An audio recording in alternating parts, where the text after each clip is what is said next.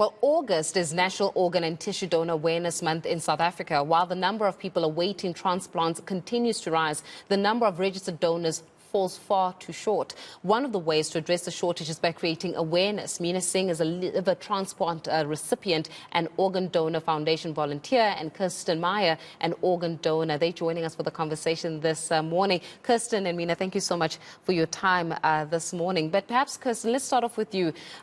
It is such a very intimate, a very personal decision to make, to decide to be an organ donor. But most of the times, the reason why we're falling short is because South Africans do not understand exactly what it takes and what does it mean to actually become an organ or a tissue donor. Just shed some light for us a little bit in terms of what does it mean exactly?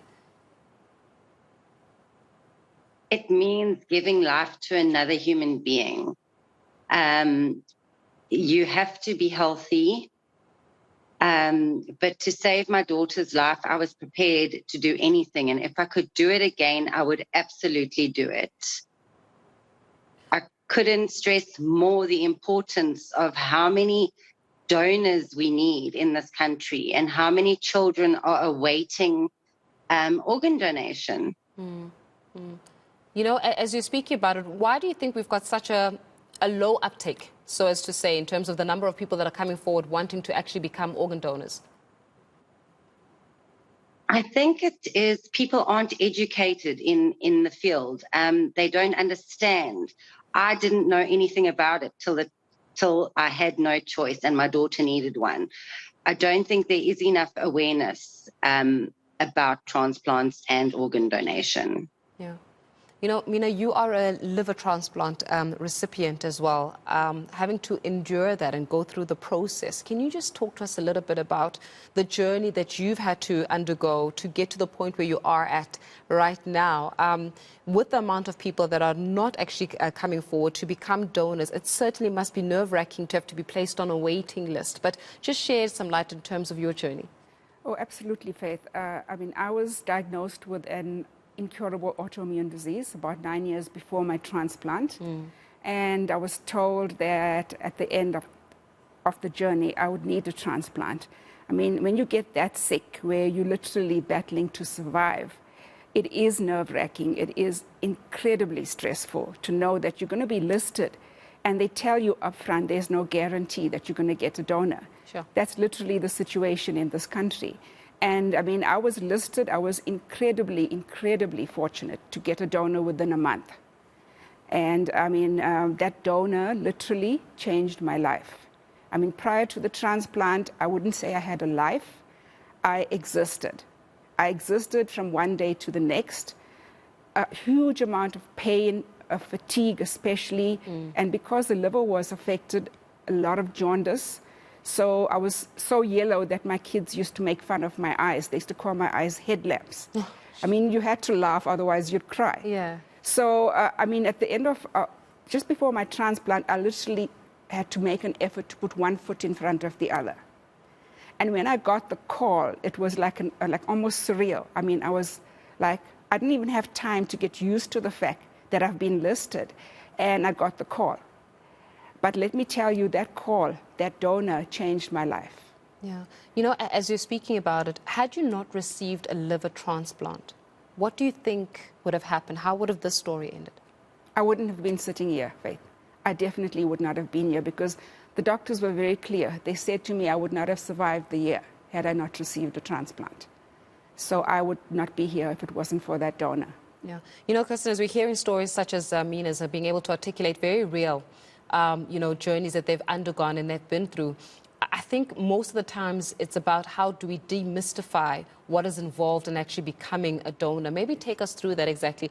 What is involved? I mean, some people think that it's a whole painful experience and that you will never be the same again. Others questioning what does it mean to give a part of your organs to another individual and how that will translate with you as well. The demystifying of the procedures themselves. Maybe you can just take us through that. What does it actually involve?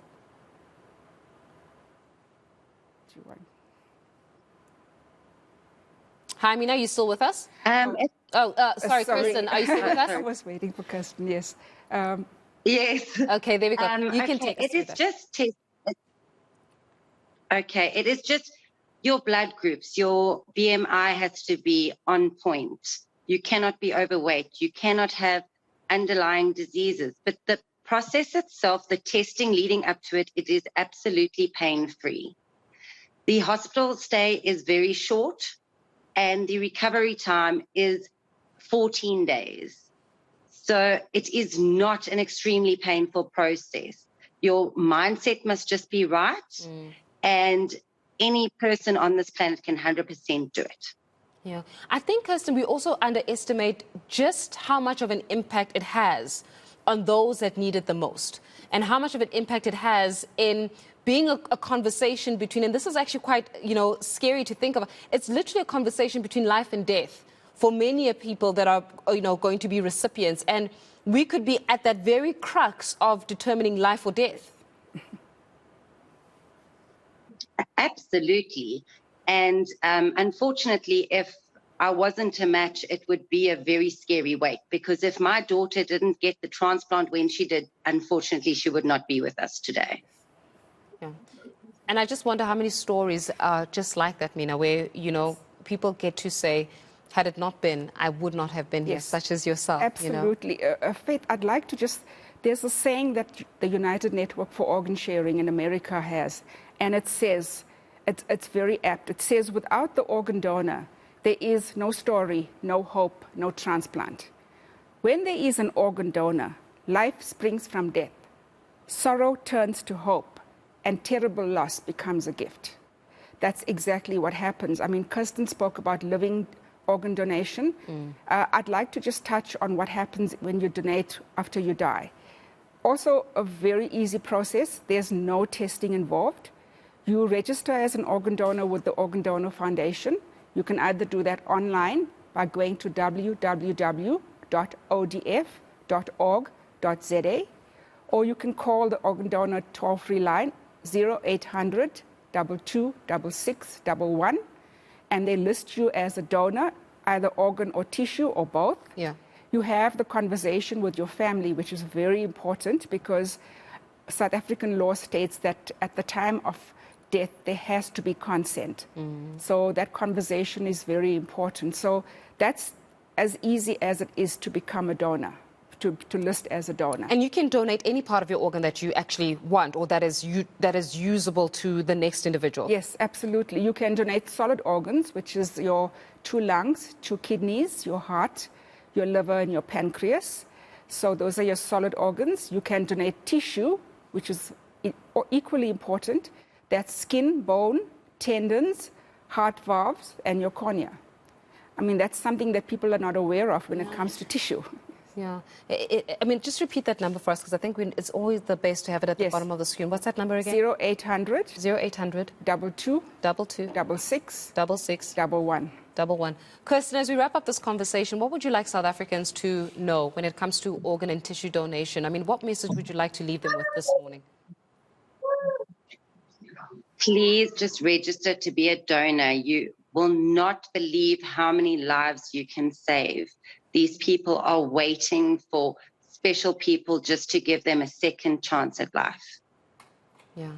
And more than anything else, Meena, your life has been brought back to life simply because of this. What would you like South Africans to know? David Viscott said something very important. He said, the purpose of life is to discover your gift. The meaning of life is to give your gift away. So I would like to tell everyone out there, you have the ability to give that ultimate gift, the gift of life. So don't take your organs to heaven.